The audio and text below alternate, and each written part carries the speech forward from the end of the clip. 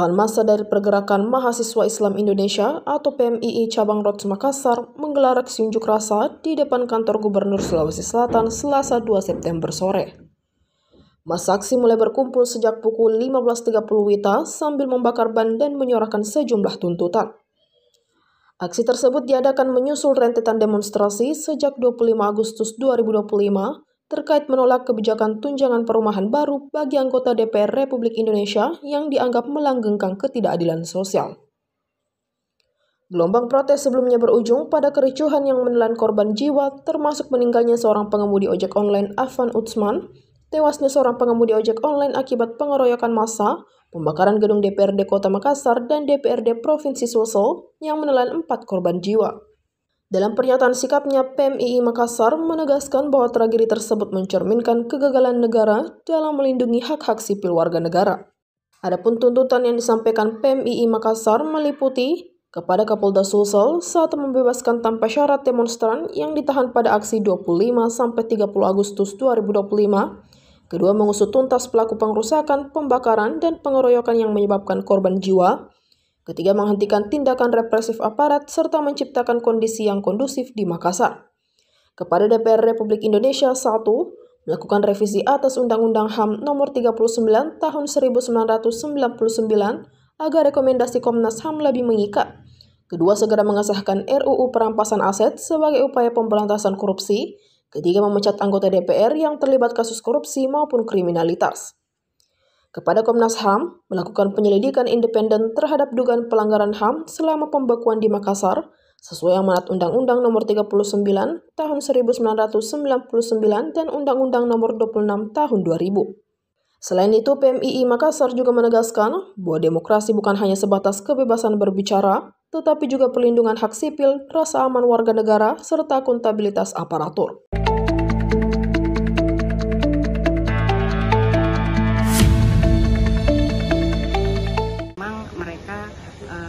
Ada kesulitan dalam mengakses bantuan hukum.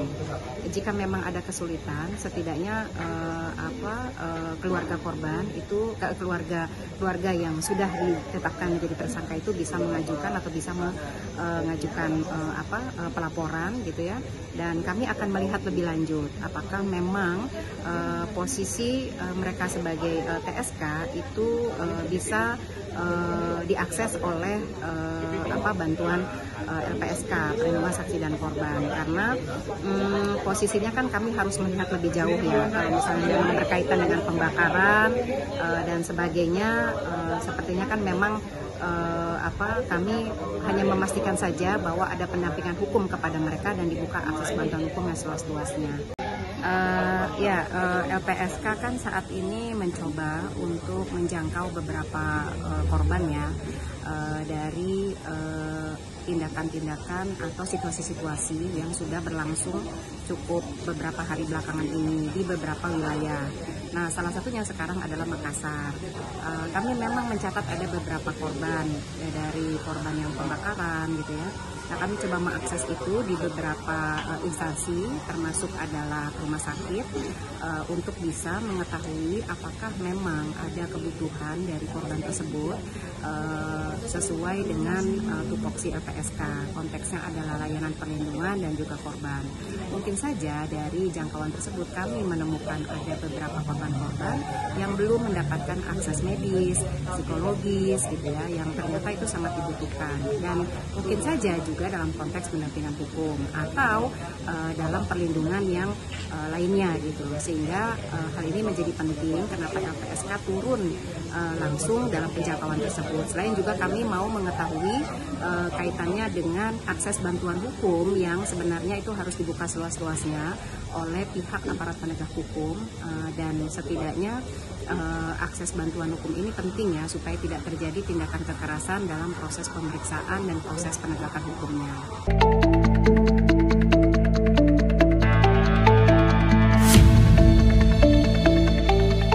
Pemerintah Kota Makassar resmi memangkas belanja daerah sebesar 550 miliar rupiah dalam anggaran pendapatan dan belanja daerah perubahan atau APBDP 2025. Meski demikian, Wali Kota Makassar Munafri Arifuddin atau API memastikan pemangkasan tersebut tidak akan menggoyahkan jalannya program-program prioritas.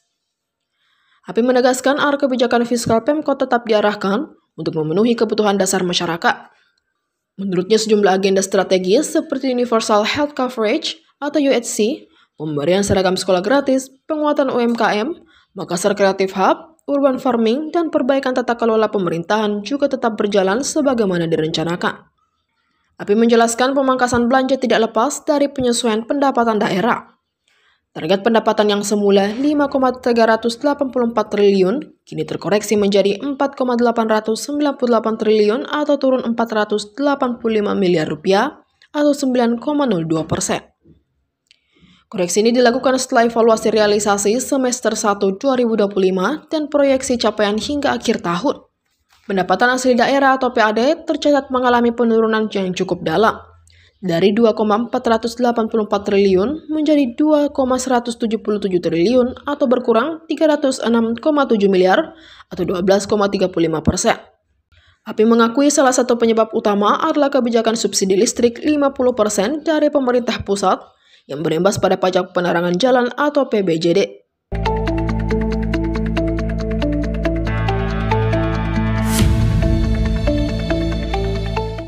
Aksi unjuk rasa yang berakhir ricuh di Kota Makassar, Sulawesi Selatan disebut berdampak pada distribusi kebutuhan pokok dan aktivitas ekonomi masyarakat.